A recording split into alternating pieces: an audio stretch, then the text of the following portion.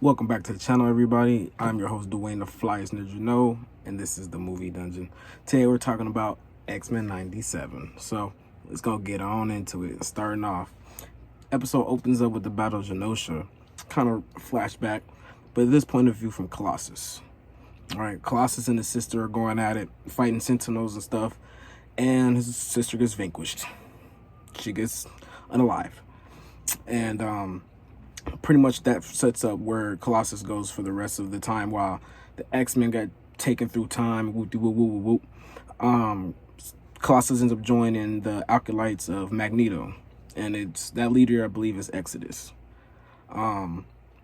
Exodus is a Omega level mutant. Let's keep that in mind, right? This episode really did focus a lot on Nightcrawler, which I did enjoy. Nightcrawler is one of my favorite X-Men, and they use his faith a lot in this episode, which I highly appreciate, because it seems like the live action movies just abandon that completely.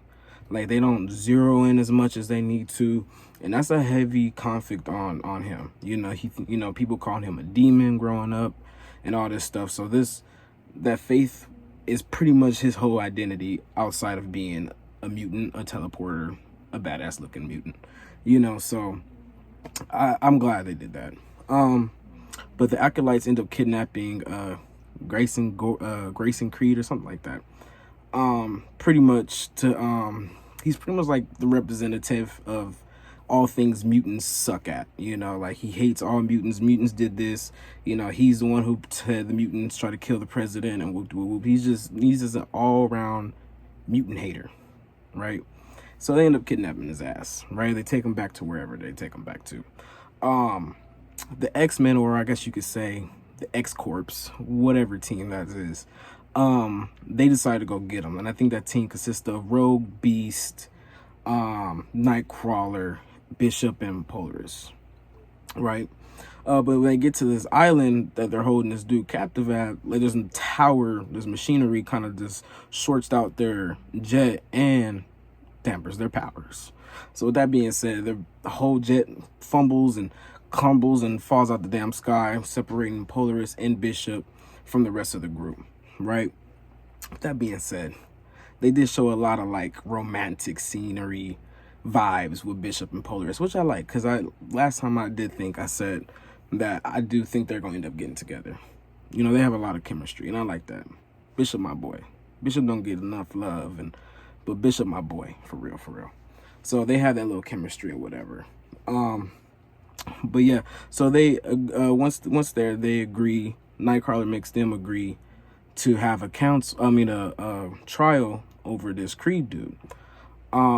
He said, Nightcrawler said he did harm to mutants, whoop, whoop, whoop. So it should be mutants that trial him. Fair. The people went along with it. They got into it. Nightcrawler pretty much spills the whole beans on Creed, right? He reveals that Creed is his brother. He reveals that Creed mother is Mystique, and his father is Sabretooth, making him and Nightcrawler half-brothers. And I also think, like, Rogue is Nightcrawler's half-brother too, making her half-brother to Creed. I'm like, damn, Mystique, you was getting around, wasn't you?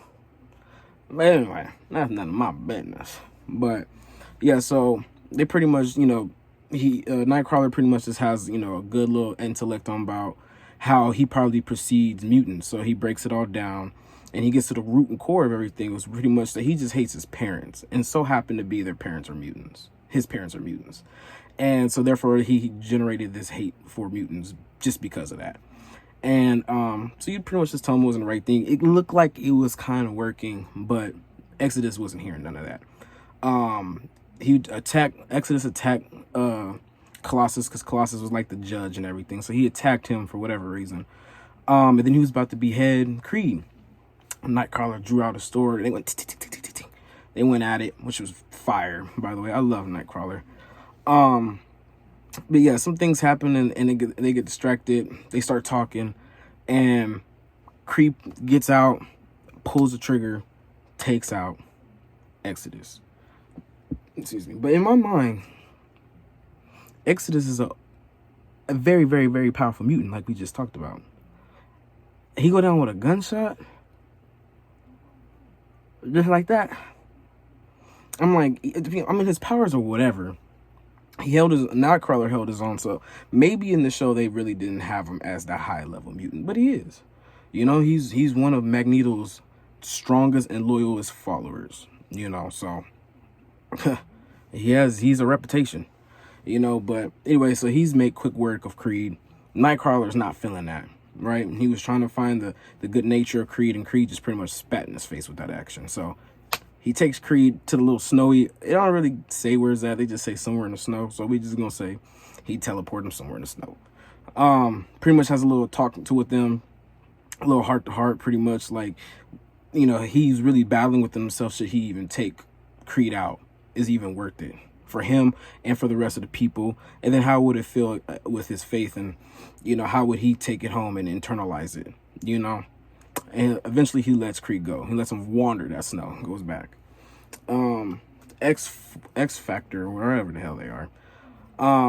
They end up getting the guy back anyway. She ends up talking to Charles like, this is very close for me taking away everything. Charles like, bloop, shut up. But that pretty much wrapped up that whole little episode story. But at the very, very, very end though, at the very end, Cable and Jubilee and all those little people that were with them, you know, Archangel and whatever, they tried to sneak up on Apocalypse where he was at when he made Gambit at, right? Dark, just pitch black. You know, they light up the way, they creep up. What do they see? A dead Apocalypse, skeleton and everything. And I'm like, what? Now, this is beyond me, right? They just set up Apocalypse as a big bad. I'm like, damn, did he morph into somebody else? Did he transcend his essence like into somebody else like he always does? But nah, it seems like he's very much gone. And then so where's Gambit? I don't know where the show's going anymore. My predictions is not even, I can't even come up with them, right? Like my brain can't even wrap around this. Apocalypse is dead. We just had like 4 or 5 episodes about this dude in this season, back to back. You know, Charles is like, oh, you know, we could prepare for Apocalypse. It's like last episode, you know, so it's like, damn. So I was like, wow. So that was a cool little twist. So we'll see what happens. Jubilee does pick up the card of Gambit. So we'll figure out how when Rogue finds out, we'll see how everything goes with that. But, overall, this was a pretty decent good episode. I think the writing was a lot better in this one. Personally, I do think the writing was a lot better, especially where they tackle Nightcrawler in this. One thing I would say though, I am noticing with this show they are lacking Storm's story. You know, hopefully maybe next episode they are focusing on a lot of group of characters. I don't really like how they're separated in different teams. I wish they'd just be combined. I'm pretty sure that's what the whole point is at the end of this season, but I can't wait for that. But yeah, I just wish everybody just teamed together. A lot of these problems would be done with and would have been avoided. But yeah, that's all I have. Thank you for joining. This is the Movie Dungeon. I am the flyest nerd you know, Dwayne.